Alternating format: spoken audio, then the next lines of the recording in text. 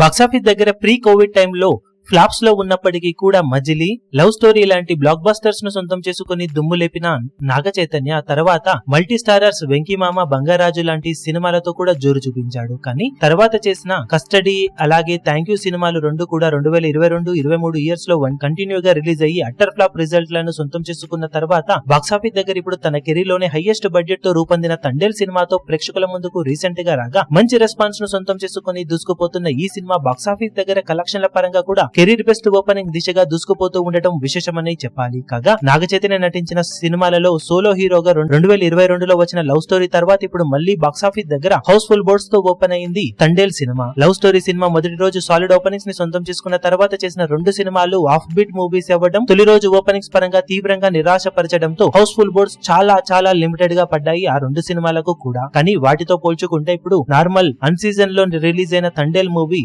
Box office దగ్గర తొలి రోజు ఎక్స్ట్రా షోలను కూడా యాడ్ చేసుకుంటూ అన్ని చోట్ల ఎక్సలెంట్ ఆక్యుపెన్సీతో దూసుకుపోతూ మాస్ సెంటర్స్ లో సైతం హౌస్ఫుల్ బోర్డ్స్ తో దుమ్ము లేపుతూ ఎట్టకేరకు 3 ఏళ్ల తర్వాత హౌస్ఫుల్ బోర్డ్స్ తో నాగ చైతన్యకు బాక్సాఫీస్ దగ్గర సాలిడ్ కంబ్యాక్ ని ఇచ్చిన సినిమాగా నిలిచింది తండేల్ సినిమా. తొలి రోజు సినిమా ఈవినింగ్ అండ్ షోలో అద్భుతమైన ట్రెండ్ ను చూస్తూ ఉంటే ఓవరాల్ గా Naga Chaitanya career best openings ని నమోదు చేసే అవకాశం పుష్కలంగా ఉందనిపించే విధంగా సినిమా జోరును చూపెడుతూ దూసుకుపోతూ ఉంది.